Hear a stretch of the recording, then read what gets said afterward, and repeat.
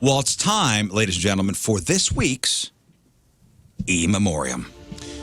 Welcome to this week's E-Memoriam. For those of you unfamiliar, it is the part of the show where we say goodbye to some folks. Folks we either offended by having the audacity to have opinions different than their own, people that were upset by something that we said, or people who just don't have anything better to do with their time. And our E-Memoriam is sponsored by Hughes Funeral Alternatives. Discover Aquamation, the natural, gentle, eco-friendly alternative to fire-based cremation. It is the future, and I suggest everybody checks it out. First up on this week's E-Memoriam, and it's a short one because I don't currently have access to our feedback, and it's been kind of nice. So I only had a few emails to go in on, but I went in pretty hard. So up first, Figgy Newton and the news. We had a few of you up in arms yesterday when we disagreed that the Fig Newton is the #1 snack food of all time.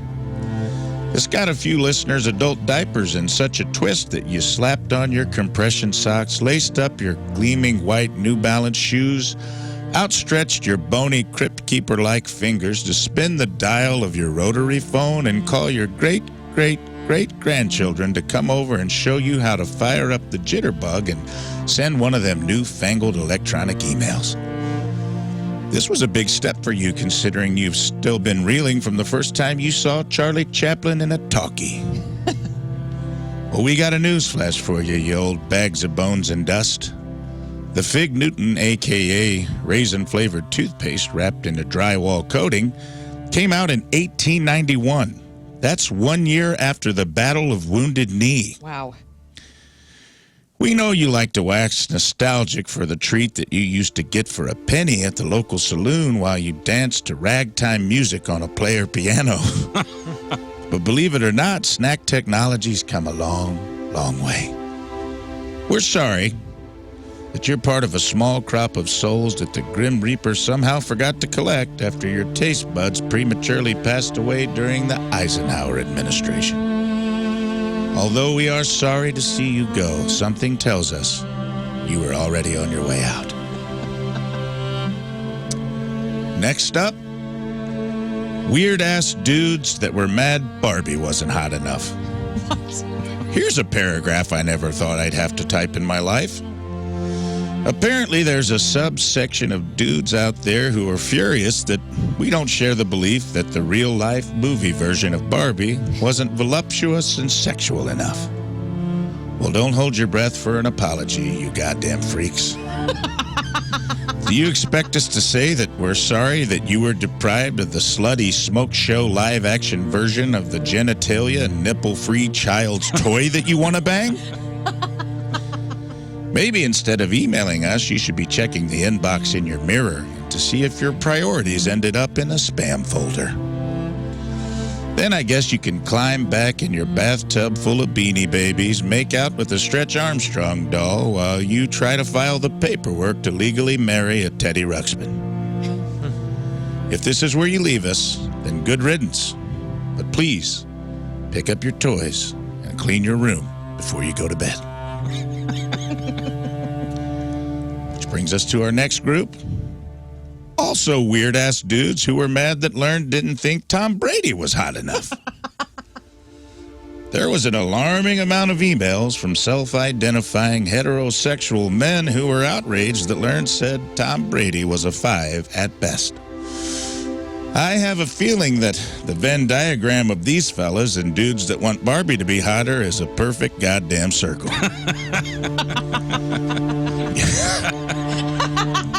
You guys don't just want to bang toys. No. Those starting lineup collectible figurines are pretty arousing as well, huh, boys? Well, we're sorry that your sexual obsession with TB12 isn't shared by our whole crew. We get it. Some men are strangely attracted to that tall drink of water that kind of looks like he might be a marionette or some sort of muppet of what an attractive human may look like. Maybe if you keep sending emails, Tommy will show up at the house with some Dunkin' and ask you to be his tight end and let you run some routes. Maybe he'll tell you to go deep. No, deeper. All the way to the end zone. Maybe when you trot back to Tommy with the ball, he'll slide a Super Bowl ring on your finger and kiss you on the mouth like he does his own father. If this is the point of our show... If this is the point of our show where you hang up your cleats and hit the showers, just know we won't be hanging your jersey in the rafters. Speaking of hanging in the rafters, our next E-Memoriam is for one hot air balloon buffoon. One guy got so mad that Riz didn't want to take a ride in his hot air balloon that he called him a giant puss. Sorry that our fearless leader doesn't want to ride in a slow-moving device designed for dorky rich kids from the early 1900s. Mother, may I ride up in my balloon and study the foliage from above with my spyglass? No thanks. Maybe next time, Mortimer. It's the least cool form of air travel. By a long shot. Why would we ride in a jet when we can all climb in a giant picnic basket and get there in the same amount of time as if we walked backwards? If this is where you leave us, well then float on, you modest mouse. And finally, one dude who was traumatized by the California Raisins. Oh, no. I don't even know what to say about this guy. I didn't really write a long E-Memoriam. All I can say is we heard through the grapevine that you need therapy. If you were so scared from Claymation Raisins, what kind of sheltered upbringing did you actually have? If you were terrorized by these shriveled little grapes, wielding saxophones, keyboards, and patent leather shoes, well, I think maybe a straitjacket should be signed, sealed, and delivered just for you. If this is where you leave us, we say adios. And whatever you do, don't eat the grapes. And now we move on to real RIPs. This week we lost a few. We just found out about Randy Meisner from the Eagles. RIP, Hotel California. We lost Sinéad O'Connor, also. It was a tough loss.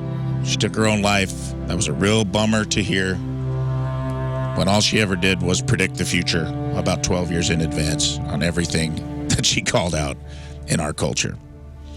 And one that got missed early in the week, and this one is near and dear, and should be near and dear to all of us. We lost Donnie Baker, a.k.a. Ron Sexton. Amazing. Very funny comedian, super nice guy, and a huge contributor to radio. He was on the Bob and Tom show out of Indianapolis for many, many years, played several characters on the radio, off the radio, and found fame in the stand-up world as his character, Donnie Baker. Very funny YouTube videos, too. Super funny guy. The gate, gotta skate. That's right. And we lost him this week, and that's a huge loss for radio and for comedy. So R.I.P. Donnie Baker and Ron Sexton. And that is this week's E-Memoriam. Thank you, Rafe.